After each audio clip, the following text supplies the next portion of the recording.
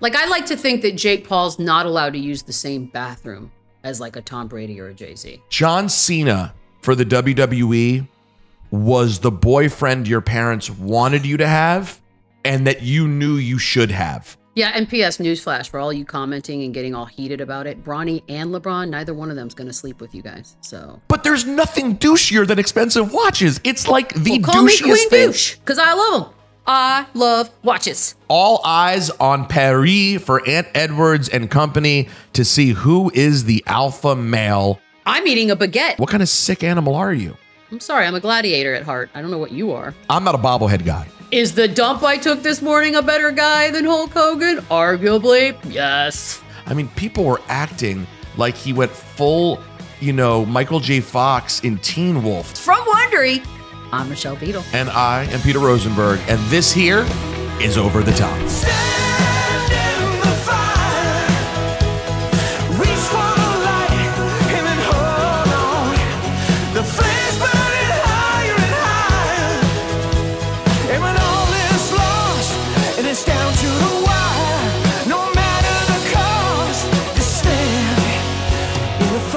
All right, Peter, the show, very simple. PTI meets Royal Rumble. We start with 2 stories, keep the one we want to talk about, toss the other over the top. Hit with a new story every 90 seconds, and then we'll do the whole thing all over again until one story is left standing as the undisputed, most important thing on planet Earth this week. Peter, what's first? All right, first topics of the day. Look out Western Conference because the NBA has a new big 3. DeMar DeRozan has been traded to the, wait for it, Sacramento Kings. Yeah, that's right. He now joins De'Aaron Fox and Domantas Sabonis to form what looks like on paper a very formidable threesome in a crowded West. Ooh. Now that story is up against dark days for U.S. men's soccer. After failing to make it out of the Copa America group stages due to a dismal loss to Panama in tournament play, pressure is now mounting for the men's national team to replace coach Greg Berhalter. Now, this is yet another crushing disappointment for the national team ahead of the 2026 World Cup, which will be played on home soil. That means they have to be in it. And on the heels of failing to qualify for the 2018 World Cup. Jeez. Do we want to talk about excitement in Sacramento or sadness for the USMNT? You know, well, I'm a little curious because, as you know, I didn't watch Copa. I've been watching Euros. I stick with the Euros. I guess I'm not patriotic. Go ahead and at me. You just, no, it's not so much not patriotic. You just sound like a snob. You're like, I'm more into the Europeans. Thank you. I wanted to be viewed that way, and now I feel like I'm accomplished. Beetle, I already viewed you that way, but it was just double for the what's Euros. more fun, to watch a U.S. team that I know is going to fail and going to be dragged into the World Cup because they have to be because they're throwing the party, or watch a bunch of teams I'm actually interested overseas? Call me crazy. I'm watching the Euros. So I don't care about this, is what I'm trying to say. See, I don't give a damn about Sacramento. Shit. What do we do? I don't care. Like, listen, I'll care if they're really good. Like, then I'll start to care. But like, I don't know, Beetle, these quote unquote big 3s in the NBA and the new formations, particularly all due respect in the Western Conference, like, oh, everyone pay attention to the Clippers this year. Why? I sort of feel the same way about Sacramento. Even the fact that you don't care about the men's national team to me is still interesting conversation around the men's national team. So get the hell out of here, Sacramento. Sorry. Also, how many times have we been duped by the on-paper argument in the NBA the last several years? Phoenix, I'm looking right at you, Phoenix. So yeah, you're right. Let's do this. How crappy is U.S. soccer? Go. It's so crappy. It's so crappy. What's the deal with the crappiness of U.S. men's soccer? This is like so frustrating because when the conversation comes up, the mainstreamies, the normies like myself, the casuals, if you will, even though I'm a weird casual because like I'm definitively a soccer casual, but when World Cup comes, like it is upsetting when the normie conversations begin. It's always sort of the same thing. Like, U.S. soccer is always behind the 8 ball. We started so late. We're never going to catch up. The kids aren't into it. Bro, if you go around this country right now, I bet we could call in half of the people who work on our show with children, and they will all tell us that their kid's favorite athlete is Messi. Well, not you, Beadle. Also, we all played soccer as kids. Who raised your hand if you played soccer as a kid? I did. For a long time, I played. And yeah, by the way, it was like the main sport everybody played. And I knew great athletes who played it. What I'm saying is the same tired arguments to me are not enough, and they're a cop-out. And yes, Berhalter should go. This has been an absolute failure. And they have some good players on this team. I just, even if the right answer is, this may be the most damn patriotic thing you'll hear me say. I don't care if our players aren't good enough. I don't care if we don't have the talent. Damn it, we're America, and we should at least compete.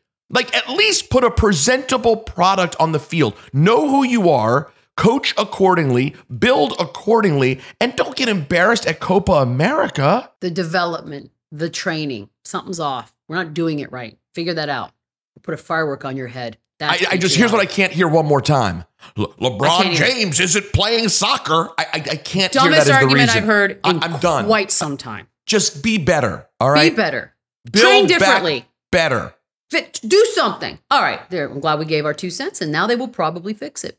Up next, John Cena shocking the WWE universe by showing up to the old Money in the Bank PLE out in Toronto over the weekend, announcing his retirement from in-ring competition. He told the crowd, the 2025 Royal Rumble will be my last. The 2025 Elimination Chamber will be my last. And I'm here tonight to announce that in Las Vegas, WrestleMania 2025 will be the last I compete in. It was a 6-minute promo, and wrestling fans now are, of course, obviously, debating where his place in pro wrestling is, Mount Rushmore, speculating who might do the honors perhaps as his final opponent. Do we want to continue talking about the failures of U.S. soccer on the global stage, or switch over to old Jorts McGee, Peter? I mean, listen, we can't dwell on the fraudulent Americans known as the men's national team when we have a real American hero to discuss. The red, white, and blue jorts. Let's talk John Cena.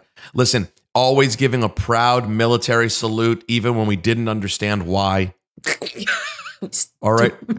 I am here to discuss old John Boy. Beadle, you were very into WWE for a lot of the John Cena run. Very much. I hosted an event with him up in the Pacific Northwest for, I think it was for a military situation.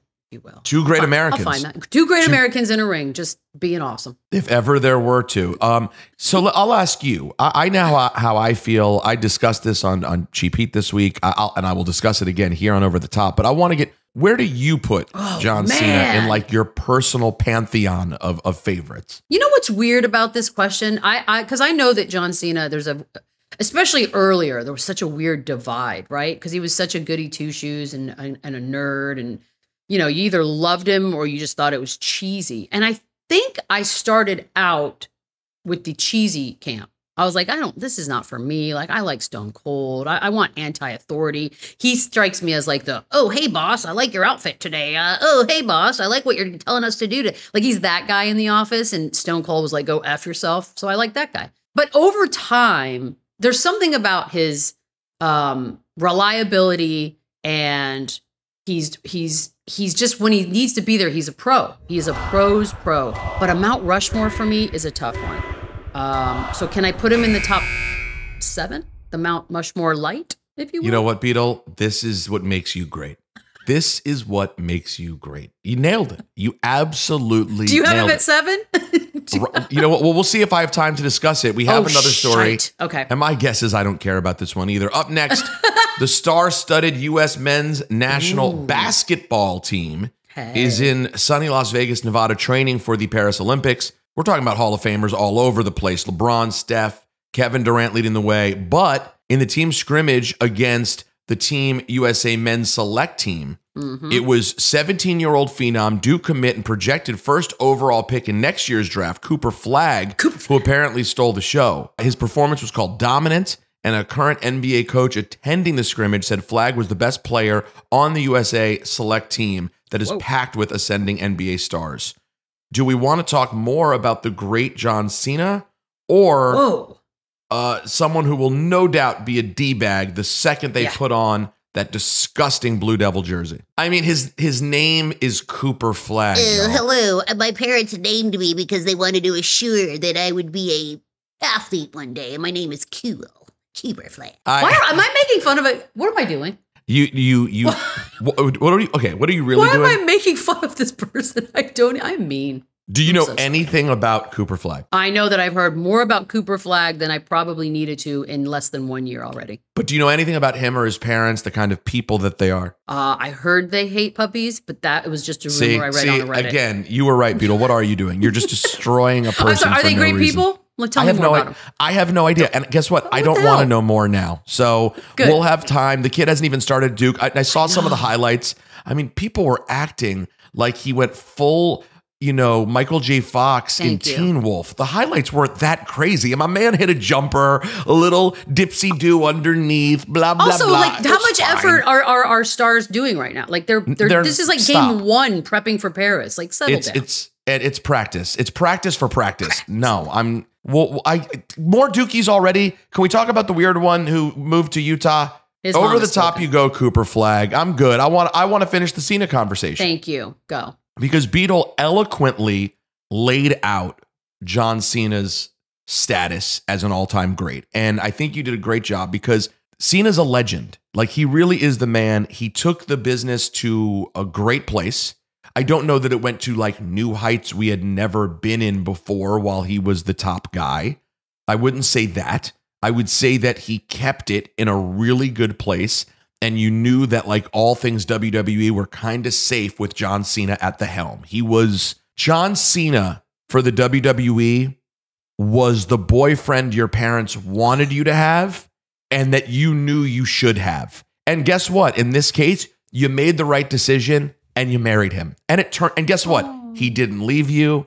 He didn't cheat on you with your best friend. He wasn't out partying every weekend. He showed up to work and did a great job. Yep. He's great on the microphone. He looks fantastic always. He's the man. And to your point, Beadle, because of that, he is a top tier all-time superstar. However, I like that. To say that he would be like top 4 and to put him ahead of names like Hogan, Austin, Rock, probably. I think you could have a Rock Cena conversation, maybe. I'm okay with that. I'm not putting him ahead of Flair. I'm not putting him ahead of Bret Hart or Shawn Michaels. Like, I'm putting him 7 or 8, Beadle. Right? I think that's exactly the right. Now, listen, is he a better guy than Hulk Hogan? 100 times out of 100. Is the dump I took this morning a better guy than Hulk Hogan? Arguably, yes. I didn't know we'd talk about your dump today. It's morning. Up next. Oh, we're not doing that? You have a coffee on your shirt. What do you want from me? The Bronny James criticism is still at a fever pitch. The latest, you knew it was coming. That rookie contract. To make it into the league and get paid pennies. What's that? The 55th overall pick in this year's draft, Bronny signed a 4-year, $7.9 million deal. The 55th overall pick last year, Isaiah Wong signed a 2-way deal with Indiana for $560K. Significantly less. Do we want to continue talking about John Cena or switch to Bronny and his sweet-ass $8 million? Do you want to go back and get more mean comments with a Bronny post this week, or do you want to stay with John Cena? I don't care about Bronny yet. I saw him play. He had 4 points. He was 2 of 9. He missed all 3 threes that he took. He played 22. I don't care. And then he didn't even play in the second game because I guess they're load managing. Just like JJ Redick's load managing by not coaching in the summer league. And I don't really feel like having to deal with more comments that tell me that because I wasn't excited by the fact that Bronny was drafted by the Lakers, that means like, I guess you don't like nepotism now because you're a racist. But really, we know you love nepotism. I'm like, actually, I am literally the king of calling out nepotism in even in awkward positions when I feel like I might offend someone, I call it out. And this isn't even quite nepotism. It's something different altogether. Like, LeBron doesn't own a bodega, dude. He's a player in the NBA. And he doesn't even own the team. He doesn't own this team. It's not quite nepotism. It's something. And by the way, I'm rooting for Bronny to do well. It's not even about that. So I don't know, Beadle. I kind of think we should continue to sing the praises of John Cena rather than wade into the waters of James. Yeah, and P.S. Newsflash for all you commenting and getting all heated about it. Bronny and LeBron, neither one of them's going to sleep with you guys. So yeah, they're not going to read your comments and invite you over to their house where they have endless flavors of Gatorade and a huge refrigerator. You're not going. You're not going to be invited. So Bronny, over the top you go. See you in Summer League, sir. I love this visual, and you should be watching this, obviously, on YouTube or anywhere. Actually, you should watch this thing anyways, right? Because we look beautiful. We showered. Oh, you kidding me? And you can watch on Amazon Prime. Thank you. Peter put mascara on. But anywho, John Cena. Now, can I ask you a question? Because I'll answer every question. Yeah. I watched his 4-hour press conference, which, by the way, I'm a big fan of the After the Money in the Bank or any event really press conferences because it's so weird, right? Like it's wrestling, but in this case, it was authentic because it's his retirement and he wanted to answer questions. That just means what? I mean, we will see him at a WrestleMania randomly down the road, just like we've seen every other star during the course of the years, right? Like he's retiring, but he'll come back, right? So that's a really good question, Beadle. It seems like people were immediately, John has been such a good boy that people just took it at face value. They're like, well, he's not like the rest. This means it's his retirement. Never see you again, Mr. Cena. Off into that good night you go. Yeah, I think John Cena is still a mortal wrestler. And it's hard for everybody to go. And if John Cena retires, I think he's 47. He'll be 48 at WrestleMania. If he retires at 48 and stays in great shape, which he obviously will. 100. I love the idea of just like you see him in a year and he looks like me. No, he wants to be a movie. He's going to be a movie star. Like he can't get big at that. He's never. We already know what type of roles he gets in Hollywood. Like he's staying this guy. He's funny. No. But he's in good shape. Funny. He has to be. That's part of the deal. Like he's not going to be. He's not becoming John Goodman in the next stage of his career. Like I just don't. I don't. And I love Goodman, but I just don't see it. Although he's really skinny now. I think he Ozempic. Go on.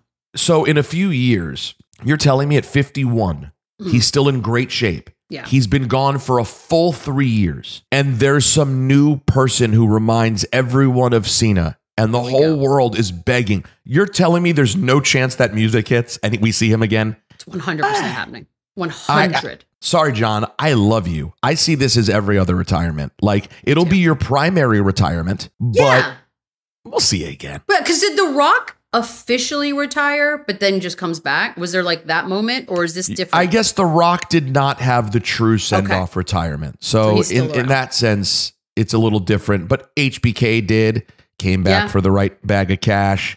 Ric Flair has come back 33 times. The Undertaker came back for the right bag of cash. So we'll see what happens. All right, up next.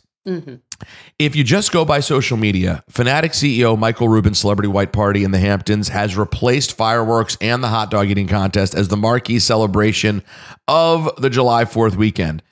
This year's party featured, let's see, Meg. I assume that means Meg the Stallion. It does. We just went Meg. Okay. Yeah, I don't know why. The shark. I don't know why we're doing that. Just Meg. J Balvin, Travis Scott, Kim Kardashian, Kendall Jenner, Tom Brady, James Harden, Jay-Z, Beyonce, Leo, Drake, Quavo, blase, blah, blah, blah. We got to toss John Cena over the top. We do. And just let Beadle talk about how sick she is by the White Party. Go. I don't understand this. Can I ask you a question? Yeah. I don't get Michael Rubin. Like, I get it. He's very wealthy. He's very successful. He owns a major sports company that's in the zeitgeist. And does some really good things in terms of like community work as well. Getting people out of jail, prison reform, blah, blah, blah. Yeah, that's fun. Getting people out of prison is awesome. Good for you. You know, as long as they deserve to be out of prison. You just getting serial killers out left and right. Sorry. He only gets guilty people out of jail, Beadle. That you don't know that about? 30 bodies? Get on out. So let me ask you this. I love joking about serial killing. That's the best. These pictures that inevitably come every year make me feel weird. It's like he's the nerd growing up that just wanted cool friends, couldn't get them. It's like the Zuckerberg effect, right? Although Zuckerberg doesn't do this. And then every year he throws this party that everyone goes to so that he can take a gazillion pictures so we get to all see them. And I do not have FOMO. I have whatever the opposite of FOMO is. Shlomo. It's my father-in-law. I have Shlomo. I don't get, it feels weird. Am I wrong? Like, What do these people get by going to this party? Are there free Pateks being given out? Like, what kind of very expensive gift is okay, happening? so you're asking two questions. The first question is kind of like a why Michael Rubin? I'm going to say this. I hear your question. I respect your question. Thank you. He is a lovely man. Like, I really think that's it, though. Like, I think it's the combination of he is so rich and so lovely. Like, it's such a unique sort of, like, he just is that friendly a guy. But he also, of course, is incredible. Like, the star that he is on, Michael Rubin, like, I don't know anything about business. I'm like a big business finance kind of guy. But I know from the way Rubin gets talked about, like, he's only partly there. Like, he's still going. And I think the fact that he's that powerful, but also that likable, it makes him like a who's turning down friendship with this guy. Like, so wait, he's like the richest person at the party. I mean, he's in, I don't know if he has more money than Jay-Z or Beyonce, but like he's in that conversation, if not more. And I'd say his upside is higher given the businesses that he's in. So you have like this sort of all being power plus, like, he's the kind of guy that I feel like when people bring up a thing they're interested in, he will legitimately help them do it. He like listens and wants to help you. I mean, that's my... Maybe it just maybe the optics are just weird. And obviously as a celeb, like being invited, like if you're not invited, it's like the Met Gala of the summer.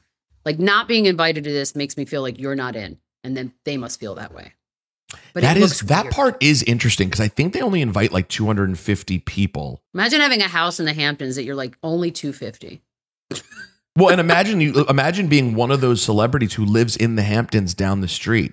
Although I have to imagine, you know what? We'll see. There may be more to talk about here. There may be more, but I think I gave a good explanation on the Rubin of it all. That's what I would want him to be. It just always reads weird, but we are halfway through the show, and the most important topic right now is the Rubin Hamptons July 4th white party. Just like we predicted. We'll be right back.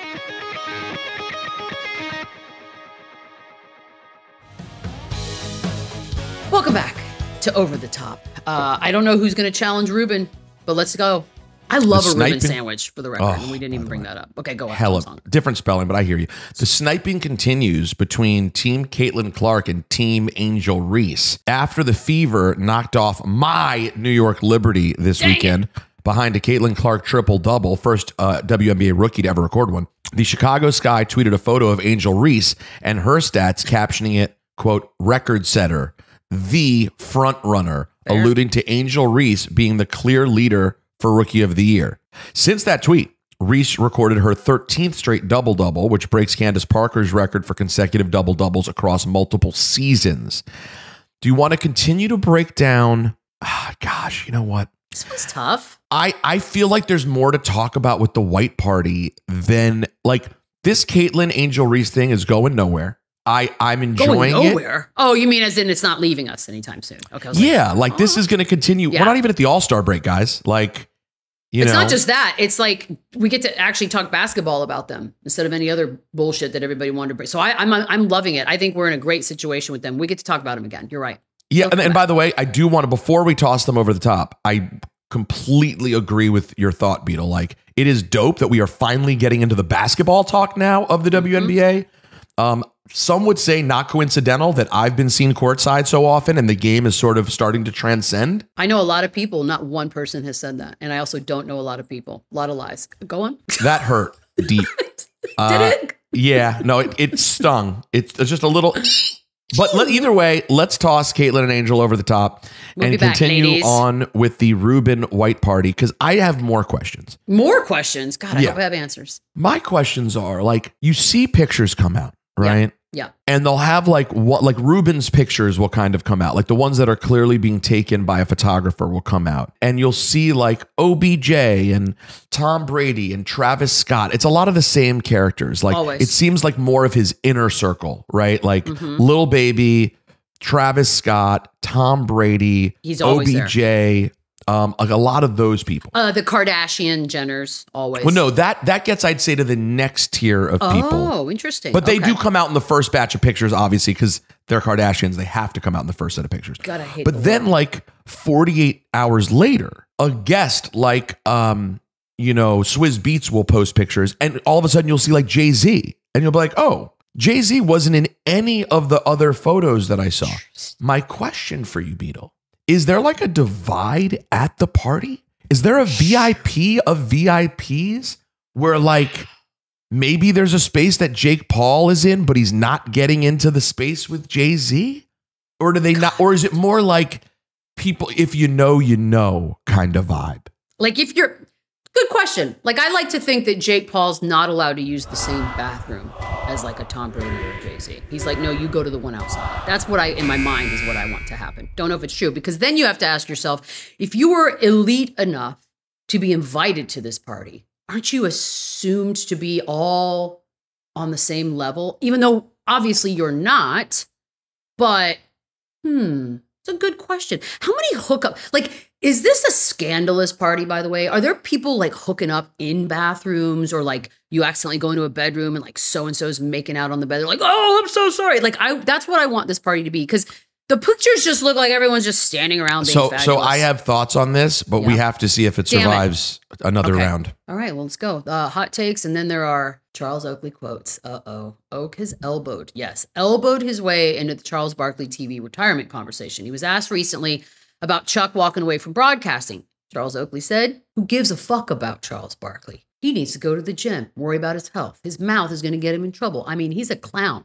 point blank. Stuff he says now, he would never say back in the day about no player. Someone's going to punch him in his fat mouth. Okay. Do we want to continue talking about the white party? I mean, I almost feel scared to not talk about Charles Oakley, but, or do we switch over to Oak and Barkley? Oak and Bark. That sounds like a cute bar, Oak and Bark. Well, here's the thing. They've hated each other forever. Sure. Like, I just don't know that anything newsworthy, like all that was round 200 of Oakley shitting on Barkley. Yep.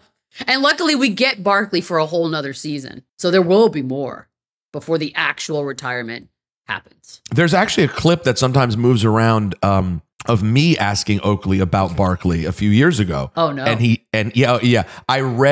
came on our morning show, and I read a page from his book back to Oakley of him just shitting on Barkley to get his comments on it. I don't think there's anything new here. No. Oakley hates Barkley. It's never going to change. They're not going to fight. By the way, if they did, I love Chuck. It would be a bad night. Oh, a horrible night. Horrible. He'd get literally thrown over the top. I mean, it's not what you want. I want to go back to speculating about what happens at the Rubin party. Sex party. All right. So, Mr. Oakley, sir, if you don't mind, please show yourself over the top. And back to the sexcapades. I don't think you asked the question. What? Before we talked about the oak tree, you asked the question, Beadle. Yeah. Is anything crazy happening at the white party? Is this like a scene from some dumb teeny movie, like She's All That? No. Where there's like a house party. I feel really like I feel like I feel like it's a pretty good time. Like, are they just drinking and doing shot? Like, what do rich, uber wealthy, famous, beautiful people do at a party? Or do they talk about things? Some people have to be doing drugs, right? There have to be some people who pull away and do drugs, right? Sure. I think most of it is hobnobbing and being seen. I think, listen, here's one thing you can't ever forget. Celebrities love celebrities. Yes. They care about going and being seen. Like, to the point that even Jay-Z goes. Like, Jay and Beyonce don't have to do anything. No. But every once in a while, they have to show up to something because they do care about optics, and everyone cares about it. Beadle, here's the thing I'm surprised you haven't talked about yet. How annoyed you must be by the prices of the watches being worn at the white party. I love it so much. It's literally the only redeeming quality about these photos coming out is then I get to go to all my watch accounts and break it down. Jay-Z inevitably is always just ridiculously at the top. You make no sense. Hold on. What are you talking about? I love watches. But why? You hate everything celebrity, everything rich. But I love watches. I'm a watch person. But there's nothing douchier than expensive watches. It's like the call me douchiest Queen thing. Douche, because I love them. But hold on, you don't see the inconsistency of yourself there? I thought you'd hate them and go, who would spend $500,000 on a watch? Only literally the worst human being who's ever lived. First of all, I don't even think these people are spending that. I think they have deals with the various companies. And, it's very hard. Some of them are. Like John Mayer is given some of these watches just by putting his name on it. But I like seeing it. Look, I have a limit to what I personally am comfortable spending on a watch because I'm a mere mortal. But looking at a $500,000 watch and then breaking it down and then being bitchy about it and being like, it looks just like the $50,000 version of the same freaking watch. It's just fun. It's crazy to see sometimes. Like there's like Jay-Z's got like a $5 million watch. Like, ma'am, right when I think I know you, you completely floor. Keeping you on your toes, does anybody else buddy. out there hear what I'm saying? Like you hate everything douchey. I thought you'd be But like, I love who cares watches. about? You're browsing watches? What kind of douchebag? I follow multiple Instagram watch accounts. Do you know how hard it is? You got to have an authorized dealer. It's harder to get watches than it is to get drugs at this point in the game. I'll take your word for it. Next, but I got a guy, so let me know. All right. Okay, up next, Bengals quarterback, who often looks like a douche himself, but I think he's a great guy. Oh, maybe. Joe Burrow has some thoughts on how a new 18-game NFL schedule should look when the league pulls the trigger. Burrow suggested the possibility of a league-wide bye week around week 13 for the Pro Bowl. NFL teams would also have another bye week in the season, giving them 2 weeks off due to the longer regular season schedule. In the same interview, he also supported, quote, taunting in the NFL, saying, I think if you get paid to play football, you can taunt. I'm all for not taunting in college and high school, but once you get paid to play, you should be able to taunt and no one's going to get their feelings hurt. That's awesome. That's awesome. Do you want to keep talking about the watch party or do you want to talk about Joe Burrow's thoughts? No. White party, over the top we go. Because I have mixed emotions about this Joe Burrow situation. Okay. So on the one hand, I feel like he's scabbing it up and working on the side of the owners, right? Like, oh, let's get that 18th game under their belt. Well, that's exactly. But on the other hand, I don't hate the idea of a sort of mid-season spring break, if you will, for these guys to all have at the same time. And then if you want to go do Pro Bowl activities, you're more than welcome to. Why not put it in Cabo, since half these dudes are going to probably be down there anyways? But the taunting, on point. He's right. They're adults. Why are we mandating good behavior as far as words and, showing things is concerned? Like, let them taunt. Also, you can taunt in high school, too. Oh, my goodness. Buddy, are you okay? You just did a sneezy. I'm muted so nobody could hear the Oh, my squeezy. bad. Well, I saw it. What is wrong with, honestly, what is wrong with you? You hate the elite. But you're sitting around browsing their watches. Love watches. And then when someone quietly sneezes, you say, buddy, are you okay? You just had a sneezy? It was a big sneezy, though. So I had to make sure you're all right. It was. I had enough time to find the mute on this thing. Yeah.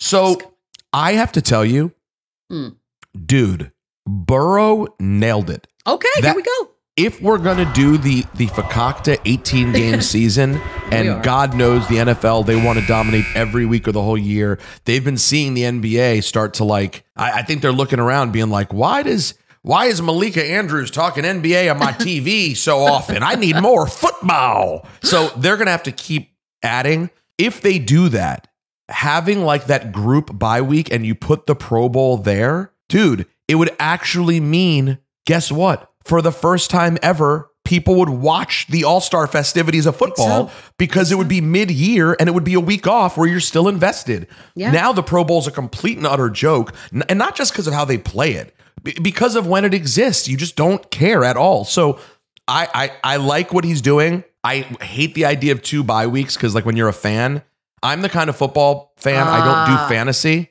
I care about my team. So when my team is off, I find it to be a downer of a week. Should do fantasy then. I'd get over it. I know. I just I'm too ADD for fantasy.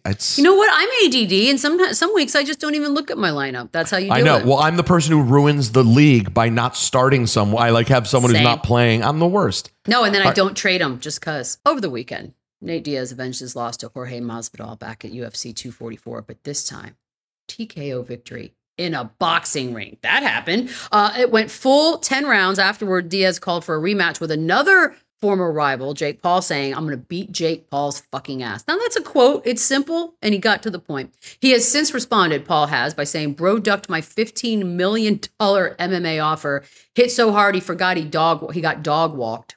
Fuck you, Nate Diaz. This is really what Shakespeare, I think, was hoping for.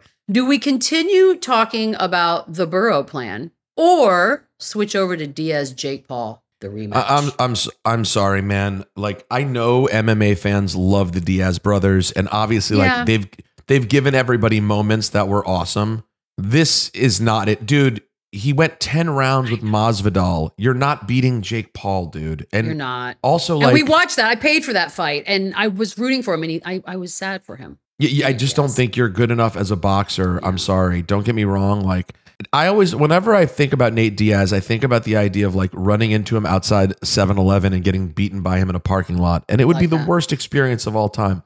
But I don't care to see him fight anymore. And like, but what about the idea that Jake Paul was like willing to do an MMA style fight? See, that would have actually been interesting. So if that's true, and you pass that up, I don't know if that's true, but that would have been interesting. I can't imagine he's turning down $15 million to do the fight style that he's accustomed to. Like that doesn't compute. Let's get back to that. I would say let's wait and hear what Nate Diaz has to say back, but have you heard Nate try to formulate sentences? Wait, hold on. He said, go fuck yourself, Jake Paul. That quote just came in. Came in. So we're going to get back to you guys with more details as they break. All right. Over the top you go. Yeah, Diaz. Sorry.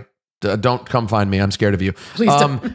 I like this. I like this Burrow. First of all, I think Burrow's the man. I think he's such a star. And I think his ideas make sense. I'm with you on the taunting thing too. Like, I guess you'd want to have it.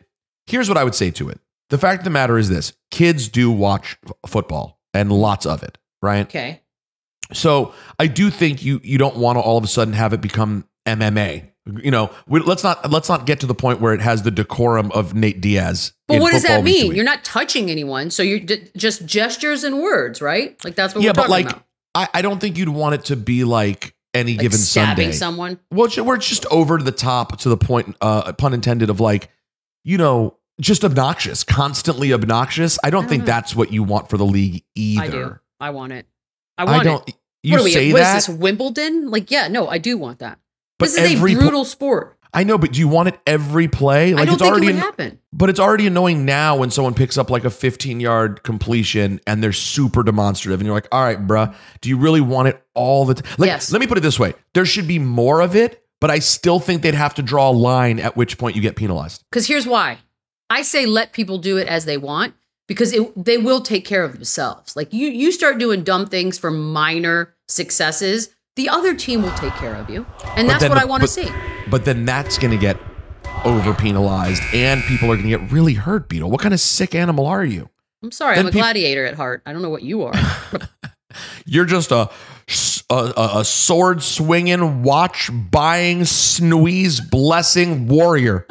Thank you. All right. Up next, as we mentioned earlier, the U.S. men's national basketball team is in Vegas training right now ahead of the Paris Olympics in August. And now there's news that KD is sidelined with a calf strain, but all eyes are on Anthony Edwards after he referred to himself as the #1 option on Team USA. He said, y'all might look at it differently, but they've got to fit in to play around me. That's how I feel.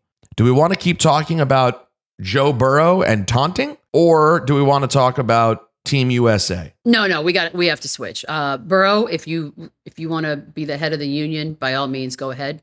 You know what you're doing. Yeah, you know what you're saying. Ant is going to make, even if you're not very interested or just somewhat interested in U.S. basketball for these Olympic Games, he's going to make it must watch, because I believe him when he says these things. There are dudes that say words because they think they're supposed to sound a certain way and be tough and bravado and all.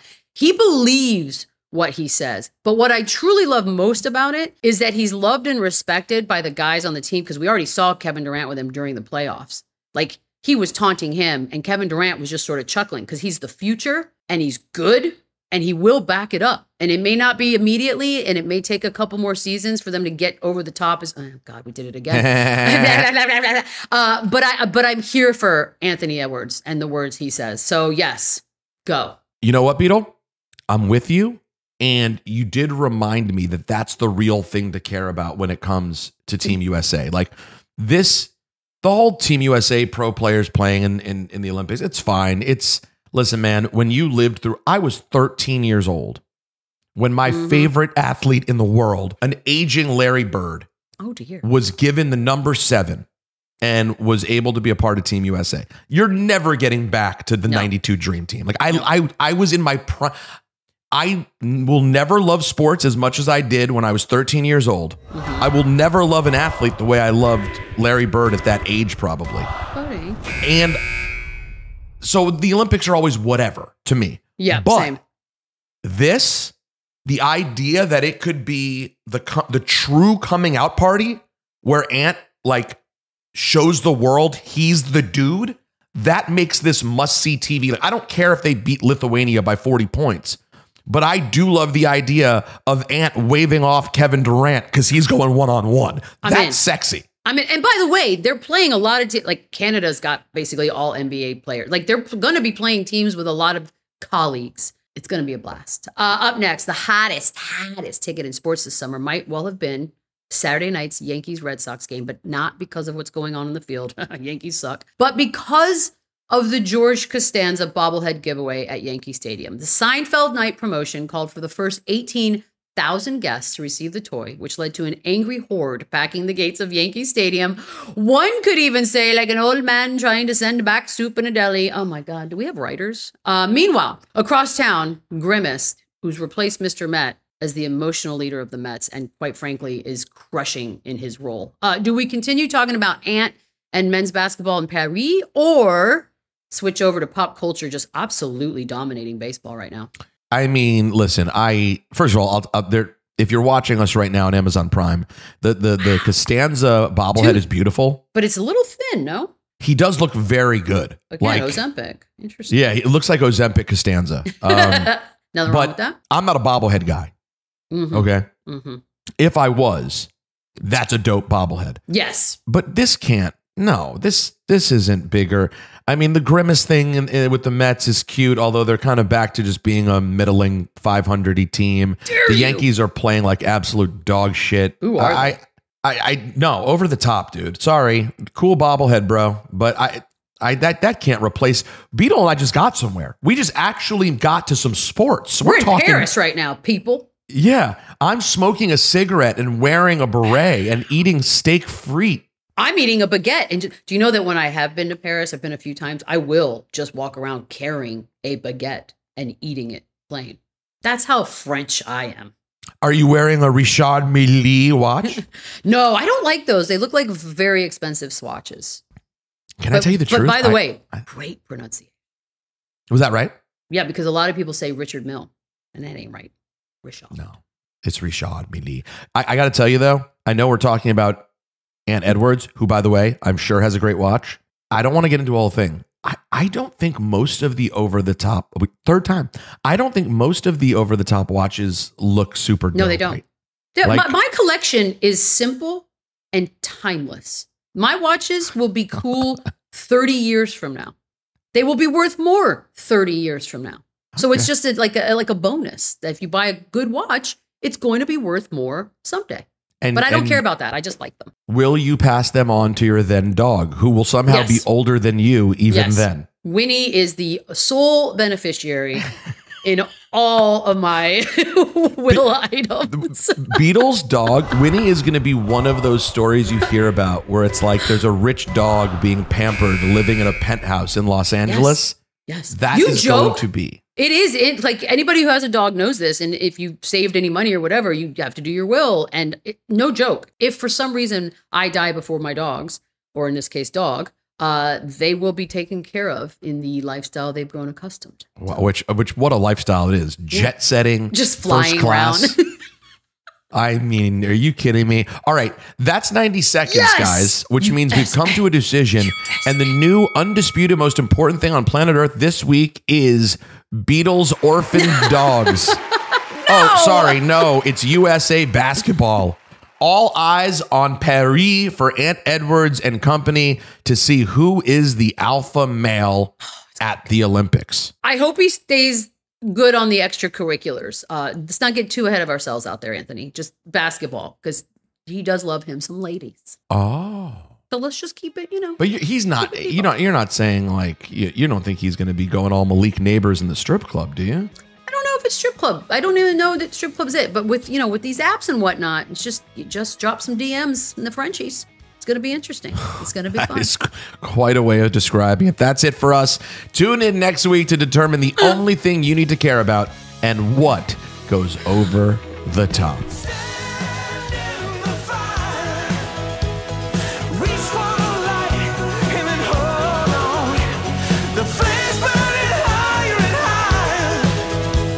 And when all is lost and it's down to the